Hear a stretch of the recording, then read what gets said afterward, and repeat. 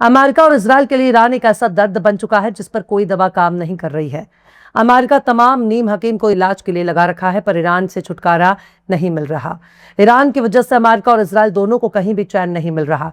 तमाम धमकियों को ईरान जूते की नोक पर उछाल देता है, अमेरिका को ठेंगा दिखा देता है, उसकी तमाम धमकियों की बत्ती बनाकर हवा में लहरा देता है। ट्रंप बाबू दुनिया को यही समझा रहे हैं कि हम अभी भी सुपर पावर हैं और हर देश हमसे डरता है। पर जेफरी एप्स्टीन के जिगरी यार को यह नहीं मालूम कि अमेरिका जहां जहां हाथ डालता है वहां वहां इसे नाकामियों का सामना करना पड़ता है। क्यूबा में हाथ डाला, वहां इसे मुंह काला करके वापस लौटा दिया गया। वियतनाम में उसने जंग शुरू की, वहां भी वियतनाम के जाबाज आवाम ने अमेरिका की ईंट से ईंट बजा दी, उसके मुंह पर कालिक पोत कर भगा दिया। तालिबान से 20 साल तक जंग लड़ने वाला अमेरिका आखिर में हाथ पैर जोड़कर मिन्नतें करता है और उल्टे पांव भाग जाता है। और कुछ ऐसी हरकतें ईरान में करने की कोशिश हो रही है। ईरान में घुसकर ईरान के न्यूक्लियर साइट को तबाह करने की तैयारी हो रही है। जमीन के भीतर दबे उसके एनरिच्ड यूरेनियम को निकालने के लिए बाकायदा एक खाका तैयार कर लिया गया है। डोनाल्ड ट्रंप बड़े अरमानों से चीन के दौरे पर गए थे, सोचा था झंडे गाड़ कर आएंगे, पर कोई फायदा नहीं हुआ। ट्रंप बाबू अपने साथ बड़े बड़े प्रमोशन लेके गए थे और खाली हाथ लौट कर आ रहे हैं।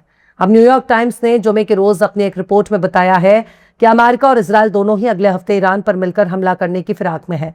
यानी जंग होगा और जरूर होगा। ये बात हम भी जानते हैं, और ये जंग कब होगा ये अमेरिका और इजरायल अपने हालात के मुताबिक तय करेंगे। न्यूयॉर्क टाइम्स ने मिडिल ईस्ट के 2 पूर्व अधिकारियों के हवाले से बताया है कि अमेरिका और इजरायल अगले हफ्ते से ही ईरान पर एक साथ मिलकर हमला करने की तैयारी कर रहे हैं। नाम न छापने की शर्त पर पूर्व अधिकारियों ने न्यूयॉर्क टाइम्स को बताया है कि अमेरिका और इजरायल दुश्मनी फिर से शुरू करने के लिए अपनी लंबी चौड़ी तैयारियों में लगे हुए हैं।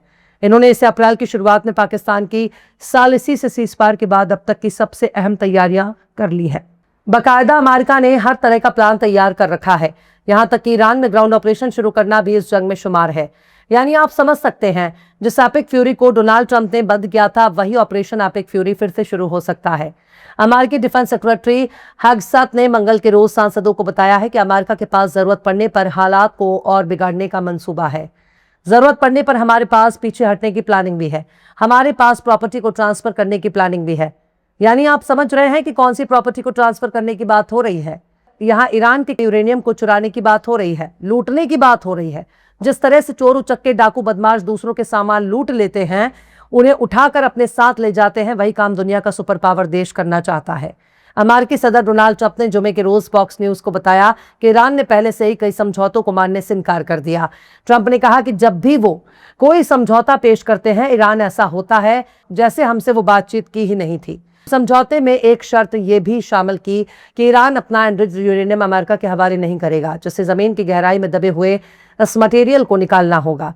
न्यूयॉर्क टाइम्स के मुताबिक ईरानी पार्लियामेंट के नेशनल सिक्योरिटी तर्जुमान इब्राहिम रजाई ने धमकी दी है, अगर हमले फिर से शुरू होते हैं तो उनका मुल्क यूरेनियम के एनरिचमेंट लेवल को 90% तक बढ़ा सकता है।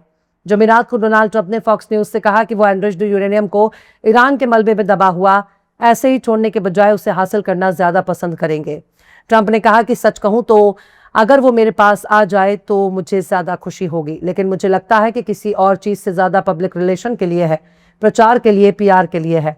ट्रंप ने आगे कहा कि वो ईरान की क़यादत के साथ ज्यादा सब्र और तहम्मुल के साथ पेश नहीं आएंगे। ट्रंप ने कहा कि या तो ईरान कोई समझौता कर ले या फिर पूरी तरह से तबाह हो जाए। ट्रंप ने कहा कि कोई भी समझदार इंसान समझौता ही करेगा, लेकिन हो सकता है वो पागल हो। और बात सिर्फ यहीं तक नहीं है, ईरान ने यह भी कह दिया है किसी भी हमले का मुंह तोड़ जवाब दिया जाएगा और पहले के मुकाबले काफी खतरनाक अंदाज में दुश्मन को ईरान से जवाब मिलेगा। बाकायदा यूनाइटेड नेशंस में ईरान मिशन का कहना है कि अगर अमेरिका ने ईरान के खिलाफ जंग को और बढ़ाया तो इसके साथ इंटरनेशनल नतीजों की जिम्मेदारी अमेरिका के हामी भी उठाएंगे। शनिचर को ट्विटर पर अपने एक बयान में कहा कि अब यह बिल्कुल वाज़ेह है कि अमेरिका अपने सियासी मकसद और एक तरफा तजवीज़ के तहत अपना फ़ायदा उठाकर अपनी गैर कानूनी कार्रवाइयों के लिए बड़े पैमाने पर इंटरनेशनल हिमायत हासिल करने की फर्जी नौटंकी कर रहा है और इस इलाके में और ज़्यादा मिलिट्री रास्तों को खोलना चाहता है। ईरानी मिशन के मुताबिक अगर अमेरिका कोई और टेंशन भड़काता है तो वो तमाम मुल्क जो इसके हामी हैं वाशिंगटन के साथ मिलकर इसके नतीजे के लिए मुश्तरका तौर से बैनुल अक़वामी जवाबदेही उठाएंगे। इनमें से यह भी कहा गया है कि कोई भी सियासी जरूरत या डिप्लोमेसी का लिबादा इन्हें अमेरिका की दुश्मनी वाली कार्रवाई में मदद करने और तुरंत इजाजत लेने या तक कि उन्हें सही ठहराने के अपनी जिम्मेदारियों से आजाद नहीं कर सकता। मतलब ईरान यही समझा रहा है कि देखो बाबू, अमेरिका इसराइल ने अगर हम पर हमला किया या अमेरिका ने हम पर हमला कर दिया तो इसके लिए सिर्फ अमेरिका जिम्मेदार नहीं होगा, बल्कि खाड़ी के वो मुल्क भी जिम्मेदार होंगे और ईरान के निशाने पर होंगे जो अमेरिका की हिमायत करते हैं। और अगर हमारे देश पर हमला हुआ, हम पर हमला हुआ, तो हम तुम पर भी हमला करेंगे, तुम पर भी बम फोड़ेंगे। ये साफ जाहिर है ईरान ने खाड़ी के मुल्कों को जंग की धमकी दी है। और बात सिर्फ यहीं तक नहीं है। ईरान के विदेश मंत्री अब्बास अरागची ने अमेरिका और उसके इत्तेहादियों को ईरान के खिलाफ कोई भी मिलिट्री कार्रवाई करने की कोशिश के खिलाफ धमकी जारी की है। उन्होंने साफ साफ कहा कि पिछली जंग में अमेरिका अपने मकसद को हासिल करने में नाकाम रहा और अगर आगे चलकर कोई भी कोशिश की जाएगी तो इसका नतीजा भी वैसा ही होगा। यानी ईरान समझा रहा है कि देखो बाबू, 40 दिनों तक तो हमने तुमको दिन में तारे दिखाए थे, अब अगर फिर से हमला किया तो नतीजा वही होगा, बल्कि यह भी हो सकता है कि इस बार तो तारे नजर आ रहे थे, इस बार पूरा का पूरा चांद का दीदार हो जाएगा। खैर, अब्बास अरागची का बयान जुमेरात को नई दिल्ली में ब्रिक्स मुल्कों के विदेश मंत्रियों के 2 रोजा मीटिंग के दौरान आया। अमेरिका और इजराइल की धमकियों के बदले में बयान आया है। पर यहां गौर करिए कि ईरान का सबसे बड़ा दुश्मन तो खुद इसका पड़ोसी हो चुका है। इस पर हमले के लिए यूएई यानी मुत्तहिदा अरब अमारात बाकायदा माहौल बना रहा था। अपने पड़ोसी गल्फ मुल्कों को ईरान पर हमले के लिए मनाने की भी कोशिश कर रहा था, पर इसमें नाकाम हो गया। इसमें जाहिर है ईरान के पड़ोस में एक नया इजराइल बस चुका है जो इस पर हर वक्त नजर बनाए रखा है और कभी भी इस पर हमला कर सकता है। यूएई चाहे खुद पर लगे इल्जामों के बदले में कितना ही सफाई क्यों ना देता है, और अब जो इसकी सूरत दुनिया के सामने आ चुकी है, इसे छुपाना काफी मुश्किल होता जा रहा है।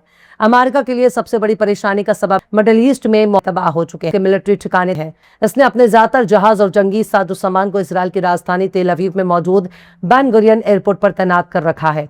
और अगर ईरान पर दोबारा हमला होता है तब उस वक्त इस बात का भी पोल खुल जाएगा कि इसके साथ कौन कौन से मुल्क खड़े हैं।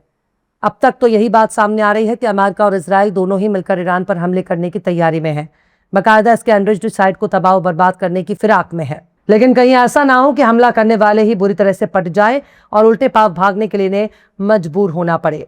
याद रखिए, कोई भी दुश्मन कभी कमजोर नहीं होता, बल्कि इसे कमजोर समझना ही बहुत बड़ी बेवकूफी मानी जाती है। जंग में कोई किसी से कमजोर नहीं होता।